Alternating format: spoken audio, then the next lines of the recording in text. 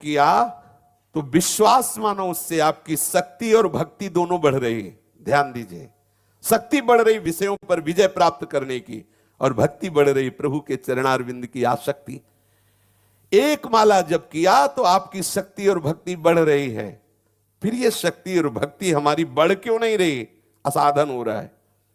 जीवन भर करते रहो, असाधन करते रहोगे तो अनुभव में नहीं आएगा। कृपा सिंधु तो कृपालु हो, कुछ भी करें उनके ऊपर किसी का शासन नहीं, लेकिन आपको जो अनुभूति होनी है परमानंद की, दिव्य साधना की, उसमें आपको सावधान होना पड़ेगा। अगर आप सावधान नहीं होंगे तो जन्म जन्मांतर लगेंगे, पर तभी आपको अनुभव होगा जब आप सावधान हो जाएंगे। भले समय आप नष्ट कीजिए तो आपको अगला जन्म देंगे प्रभु। जैसा आप पीछे वर्णन हुआ कि जो योग से भ्रष्ट हो जाते हैं उनकी क्या गतियां होती है। हम क्यों इतना लंबा खींचे? अभी से जो हमें कल करना है वो आज क्यों न करें? जो आज करना है वो अभी से क्यों नहीं?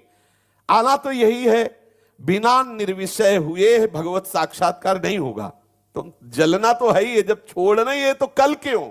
आज ही ना छोड़े ना, आज ही हम भगवत प्राप्ति के लिए अपने आप को पूर्ण समर्पित कर दें। यदि कोई ऐसा कहे कि ये जो हम गलती कर ली ये हमें मालूम नहीं था, तो ये घोर अज्ञान झूठी बात है। अंतर में बैठे हुए प्रभु सबको बताते हैं। पूज्य बाबा कह रहे, ये जैसे कोई कह दे कि वो हमें पता नहीं था, ये गलती हमसे हो गई, बिल्कुल झूठ बोल रहे हो।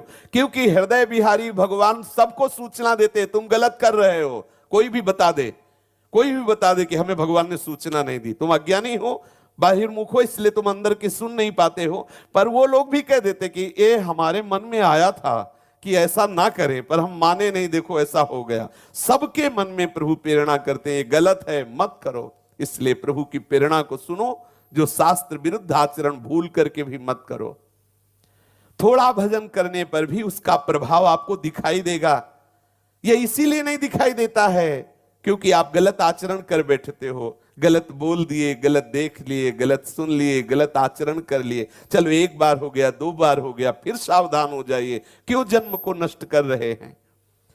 यहां ऐसा उपदेश किया जाता है यार, भगवान का शरणागत चाहे जितना गंदा आचरण करे भगवान उद्धार कर देंगे, क्योंकि उससे हमको जोड़ना है। यह केवल जोड़ने की बात है। लोहा चाहे जितना जंगहा हो, पारसमणि उसे सोना कर देगी कब? जब स्पर्श हो जाएगा। स्पर्श होते ही लोहे का स्वरूप खत्म हो जाएगा। ऐसे ही जो देहाभिमानी जीव गुरु शरणागत, आचार्य के शरणागत, इष्ट के शरणागत, तो फिर भूल न दे कुमारक पाऊं, आएगी स्थिति आएगी। आप तभी तक परास्त हो रहे हैं जब तक आप आज्ञा का पालन नहीं कर रहे। हम हो या आप हो, शास्त्र आज्ञा गुरु आज्ञा की अवहेलना करेंगे तभी तक माया रौंदेगी। और नहीं आज्ञा पे चलना शुरू कर दे, फिर बताएं कि आपके पास विघ्न कहां है।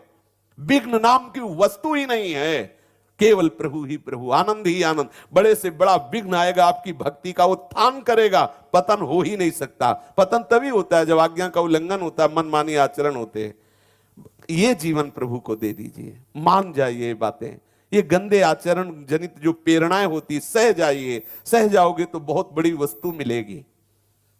जैसे कोई अत्यंत भूखा हो तो 2-4 ग्रास खाने पर उसकी भूख शांत नहीं होती।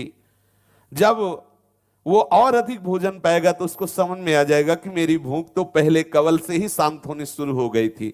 ऐसे ही बहुत जन्मों से हम कुछ न कुछ शुभ अशुभ आचरण पाप पुण्य के करते चले आ रहे हैं। भगवदानंद की भूख बहुत जन्मों से हमारी है।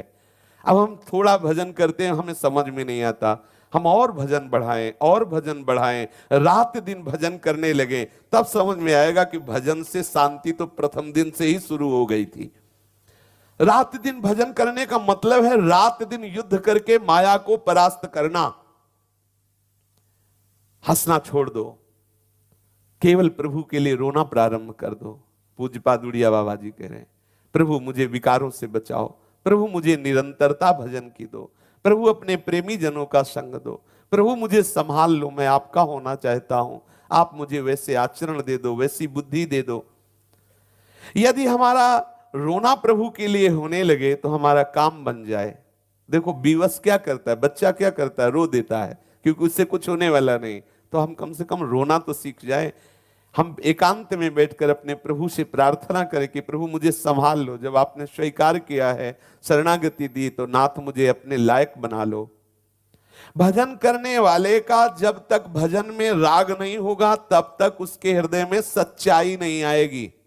ध्यान दीजिए, हमारा भजन क्यों नहीं निरंतर होता? क्योंकि भजन में महत्व बुद्धि नहीं है। नाम जप कर रहे हैं, विषय की बातें कर रहे हैं, प्रपंच की बातें कर रहे हैं, आवश्यकता पड़ी, बिना माला पूरा हुई ऐसे छोड़ दिया, प्रपंच के कार्य में महत्व बुद्धि है। देखो इन महापुरुषों की महत्व बुद्धि बात करने के लिए जब आता है तो हिचकते हैं कि कैसे नाम छोड़ करके बोले।